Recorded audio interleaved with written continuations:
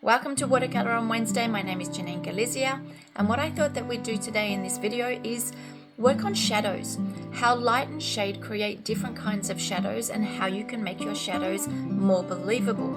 So whether that be diffused light and diffused shadows, whether that be harsh light and direct shadows, or it even be shadows that actually fall on another subject. So let's start painting. Okay, let's first have a look at cast shadows. If I was to say, let's say that I've got a person, all right, a person who is walking down the street, just walking down the street, nothing interesting, just a figure, just a silhouette, all right. Imagine that my light source, so in this case it will be the sun, but it could be a still life, maybe it's a window, maybe it's a lamp, doesn't matter, it's something, okay. So it looks more like a woman. Let's make it into a woman. Okay, so my figure is pretty much all in the shadow. This would all be shadow. To actually create the shadow of the figure, I could follow the direction, her feet and the light source joined together, and the continuation of that would give me the direction of her shadow on the ground, usually shorter than the figure. But what we're doing at the moment is not really talking about the length of the figure, how to paint it. All right, so I'm going to say that's more or less my shadow, okay? More or less, something like that. Now, what happens a lot when people paint figures, but it may be an object in still life, is that they tend to leave between one object or one part of the subject and a second part of the subject. They tend to leave a little white line. Let me paint this in to show you what is often seen.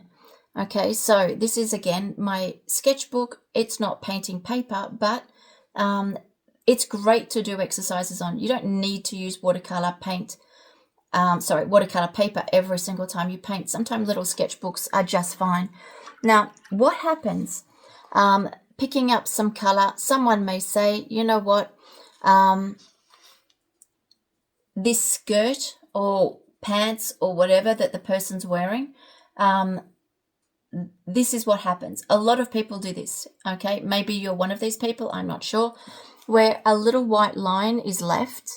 Let's say the person does exactly that same principle for the head. Let's make a brown, just to give her some sort of a brown hair, taking out a bit of water, and again, leaving a little white line. It's actually quite hard to do. You have to be very precise with it. And actually, I find it particularly uncomfortable. Now, if I was to put her legs in, again, leaving this same principle where there is a little white line that helps to separate each part of the subject so that we can actually see the head, the body, the skirt or the pants, and the legs. This is definitely not the way that I would paint.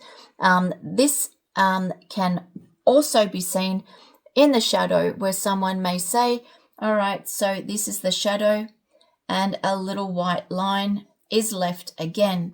Now let's compare this to a different way of painting, because I find this a little bit childlike. I don't find it fluid. I don't think it would look good in a painting, and I would definitely not suggest it. So let's draw her twin. Let's say that she's now walking down the street with her twin sister, who basically is almost the same size, almost the same shape as her, and so that we have a similar effect. And I'll use exactly the same colors just to show you how I would do this. Now, in watercolor, we have the ability to change the fluidity of our colors to create light values and dark values, but the idea is to keep a fluidity, meaning that the light values and the dark values are all transparent and liquid. We don't want to paint this dry because our paintings start to look very stiff. So if I was to start, I would start with the head. I wouldn't start with the body. I would start with the head. I would start at the top and I would paint down to the bottom. And I'll show you why. So if I start with her hair, let's say her hair is brown. All right. Let's get the brown paint in. All right. The head is in. Then let's go again for a red jumper. So picking up some red, this time more transparent. And I would quite literally touch the hairline, get that fluidity into the brush, making sure that there is water. I want to see water. When I put a stroke down, I want the water to be following me. I want to be able to see the drip coming down.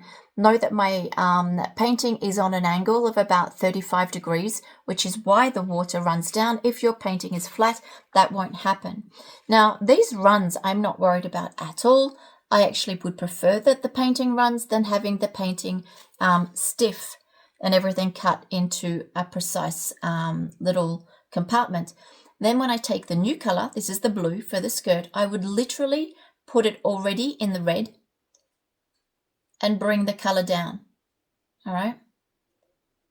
So as you can see, you can still see the head, you can still see the jumper, you can still see the blue of the skirt, yet the body and the person is beginning to be a figure, one figure, which is actually looking like, let's just say, a more fluid, a more interesting figure. So again, here I would not leave this little white line. I would literally touch the figure and bring the color, whatever the color for your shade will be.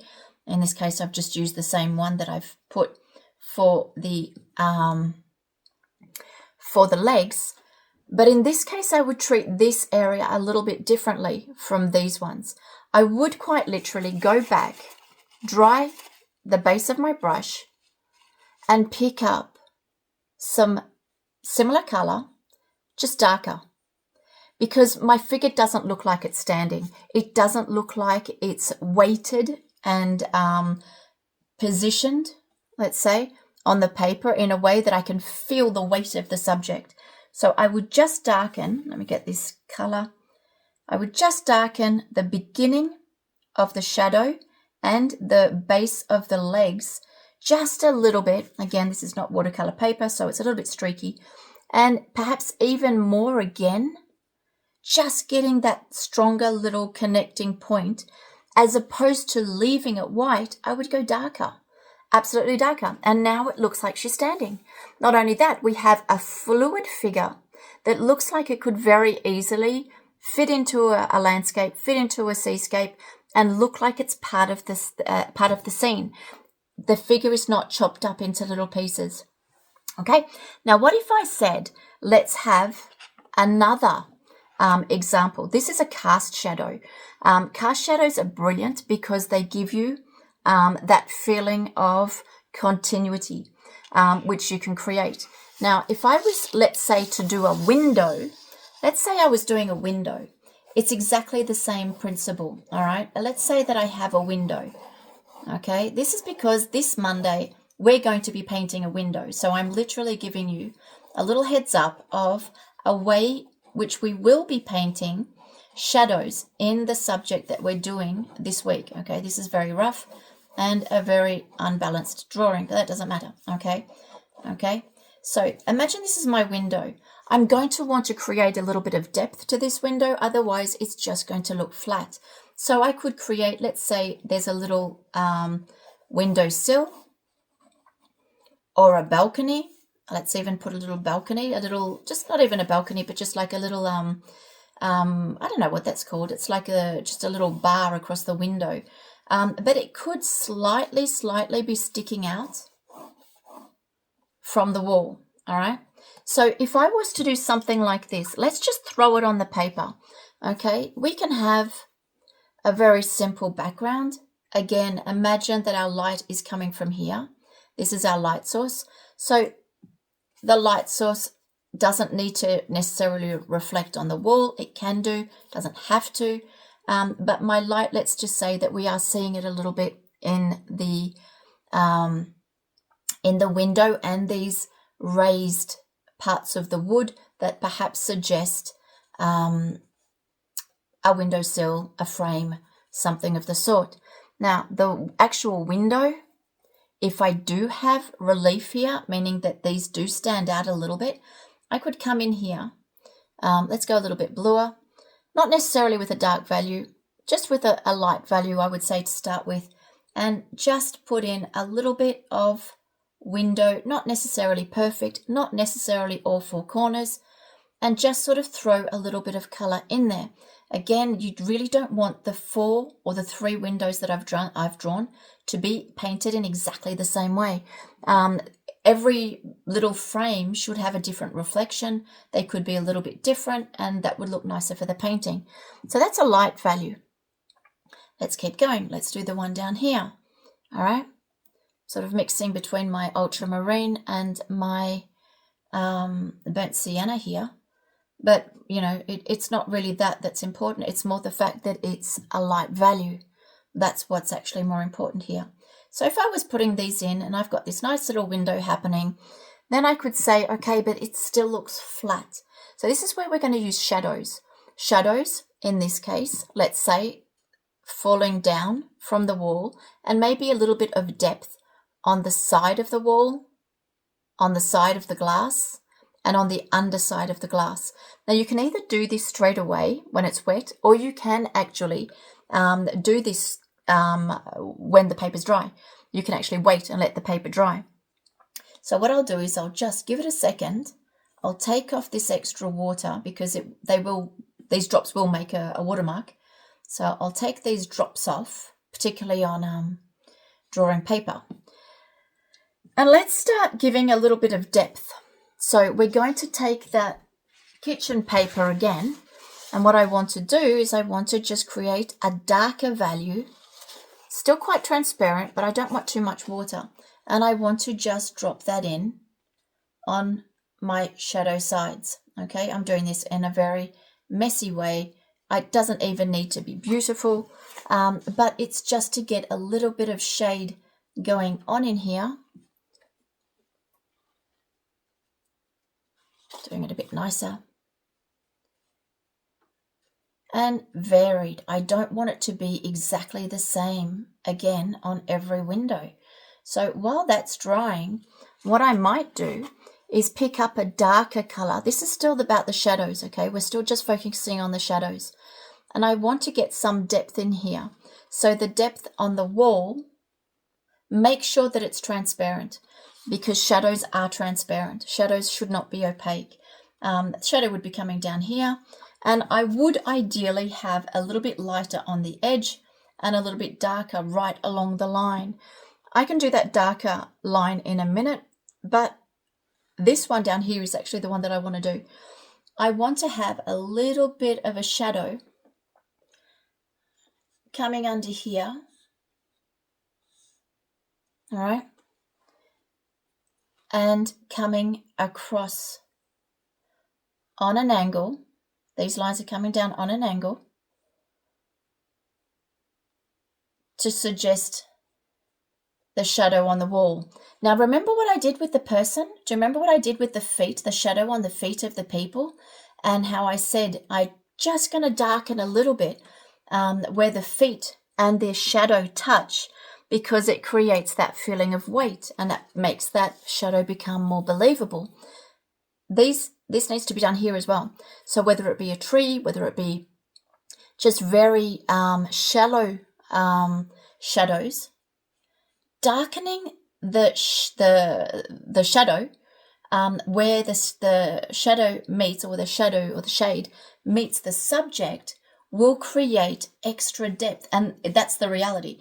The shadow will always be darker at the base where the subject meets the shadow, always. And then from there, the color will, or the shade will gradually lighten. Okay, coming back in, a little bit of a darker value happening. And as you can see, it's beginning to feel like there's more depth. Yet, honestly, it's just because of this little bit darker value right deep in where the shadow and the subject meet. Doing one here as well. All of a sudden, we're getting that notion of depth. Now, in the subject that we're going to be doing this Monday, on this Monday's live, so this will be the 25th of March 2025, in case you're seeing this video after, what we're doing with the subject is a window scene, is a facade scene. And so we will be working in more detail and let's just say in varying ways, not just the simple exercise that I'm giving you here, but we will be working depth in shade, and we will be using color to do it. I'm doing this at the moment mostly through tonal values, just to show you how we can build up this depth, this illusion of depth. And all of a sudden, from what could be considered a fairly flat subject, we're actually getting more volume in there. Okay, so there you go. This is just a little demonstration, just to give you a little heads up for what we'll be looking at on Monday in more depth. And on Monday, we'll actually incorporate more the use of color to do this. But I hope that helps you. I hope that it maybe encourages you to not cut your subjects into little separate sections, because honestly, the continuity of the subject and the shadow just creates a much better feel. So there you go. That's the exercise for today.